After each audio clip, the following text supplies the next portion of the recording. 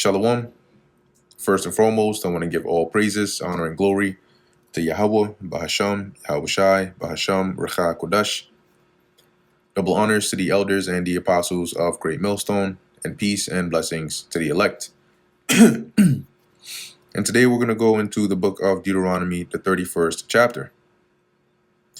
And Moses went and spake these words unto all Israel, and he said unto them, I am 120 years old this day. I can no more go out and come in. Also the Lord hath said unto me, Thou shalt not go over this Jordan. Go out and come in, meaning I can't lead you, going forward. The Lord thy God, he will go over before thee. All right, so the Lord commanded Moses, as he already told him, you're not going to cross that Jordan. You're not going to step foot into that promised land. So Moses is telling him, look, the Lord is going to lead you. He's going to go before you. And he will destroy these nations from before thee, and thou shalt possess them. And Joshua, he shall go over before thee, as the Lord hath said. So the Lord is with you. He's going to destroy your nations, the nations before you, and you're going to take over their land. And Joshua is going to lead you. And the Lord shall do unto them as he did to Sihon and to Og, kings of the Amorites, and unto the land of them whom he destroyed. And the Lord shall give them up before your face, that ye may do unto them according unto all the commandments which I have commanded you. Right? That is to completely destroy them off the land. Be strong and of a good courage. Fear not, nor be afraid of them. For the Lord thy God, he it is that doth go with thee. He will not fail thee, nor forsake thee. So don't be afraid. We're talking about the Most High, the one who delivered you. He destroyed he's already showed you what he can do. So don't be afraid, because he's not gonna, fail you, right? He's not gonna, not come through. And Moses called unto Joshua and said unto him, in the sight of all Israel, be strong and of a good courage, for thou must go with this people unto the land which the Lord Yahweh hath sworn unto their fathers to give them, and thou shalt cause them to inherit it. And I mean, think about it. Israel wasn't a small people.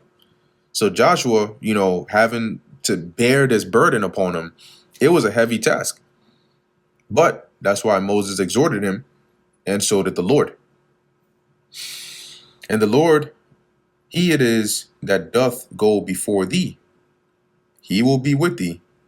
He will not fail thee, neither forsake thee. Fear not, neither be dismayed. So don't be afraid, don't be discouraged, because the Lord is with you. And Moses wrote this law and delivered it unto the priests, the sons of Levi, which bear the ark of the covenant of the Lord, and unto all the elders of Israel. And Moses commanded them, saying, at the end of every 7 years, in the solemnity of the year of release, as we read a couple chapters ago, the year of release, in the feast of tabernacles, when all Israel is come to appear before the Lord thy God, in the place which he shall choose, thou shalt read this law before all Israel in their hearing. So every 7 years, every 7th year during the Feast of Tabernacles, when all Israel comes to the place where the Lord chooses, you are to read all the law before them. Gather the people together, men and women and children, and thy stranger that is within thy gates, that they may hear, and that they may learn and fear the Lord your God, and observe to do all the words of this law.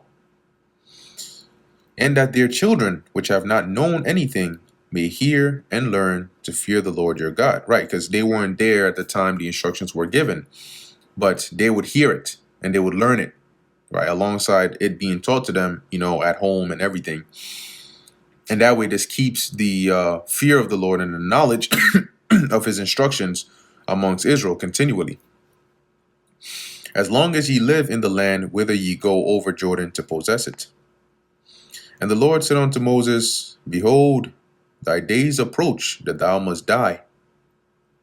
Call Joshua and present yourselves in the tabernacle of the congregation, that I may give him a charge, that is a command. And Moses and Joshua went, and presented themselves in the tabernacle of the congregation.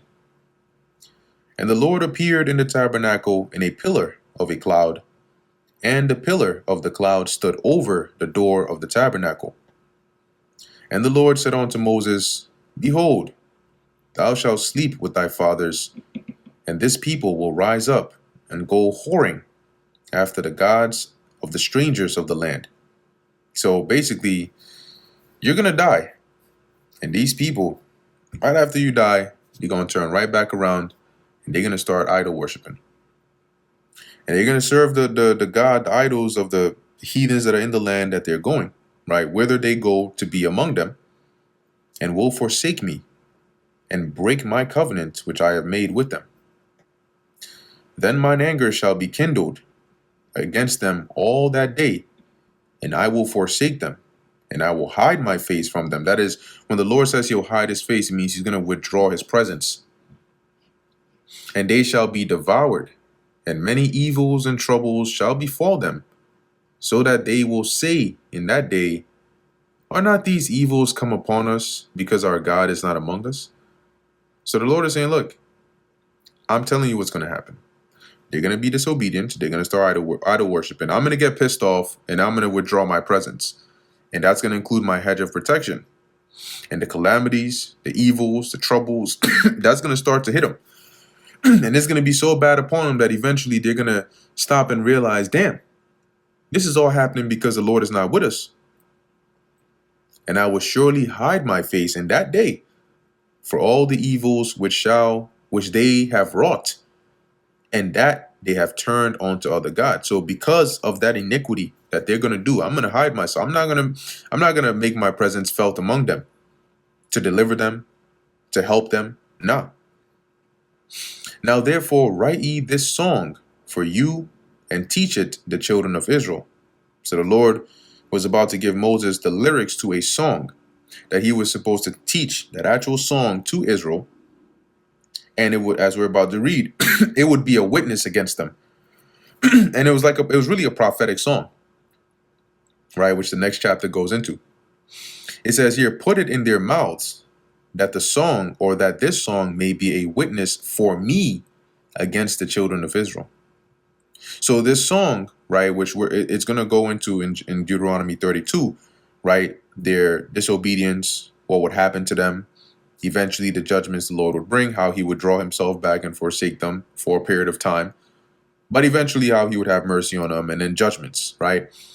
And it would be a witness because they would sing it within their generations. And when they start to go off and they start to get judgment and they start to go through the same things that the Lord said they would go through, they can't turn around and say, oh, we didn't know. Or, oh, why is God doing this to us?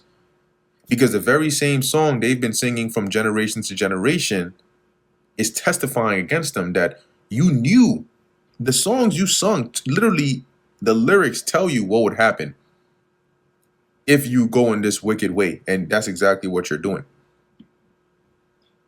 Verse 20, for when I shall have brought them into the land which I swear unto their fathers, that floweth with milk and honey, right? A land that's fruitful and abundant. And they shall have eaten and filled themselves and waxen fat.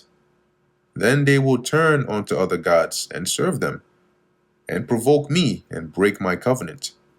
So the Lord is telling Moses, look, once I've taken care of them, they're good and they're nice. That waxing fat, meaning like they're eating good. They're taken care of. They're not lacking anything.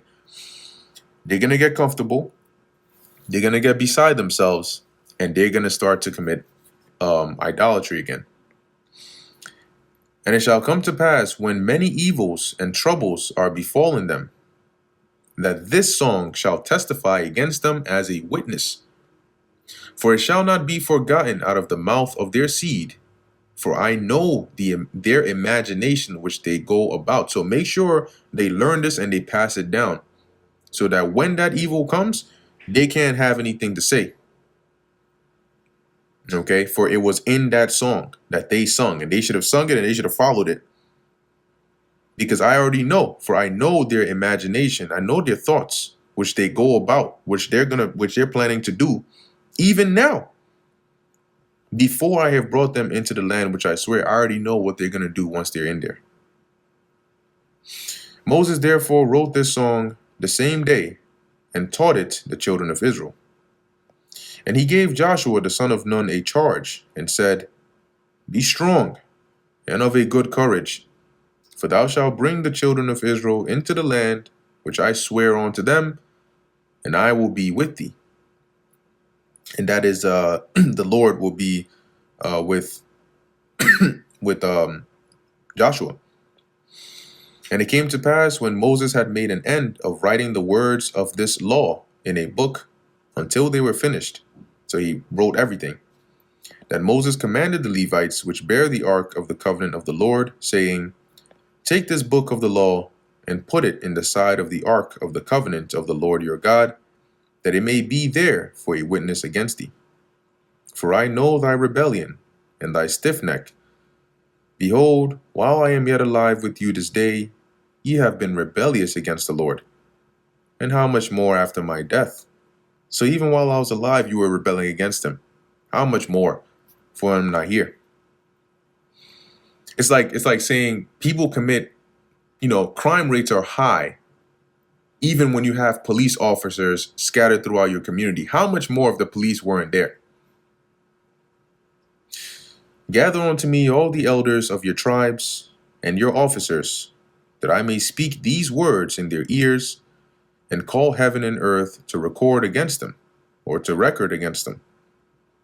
For I know that after my death you will utterly corrupt yourselves, and turn aside from the way which I have commanded you.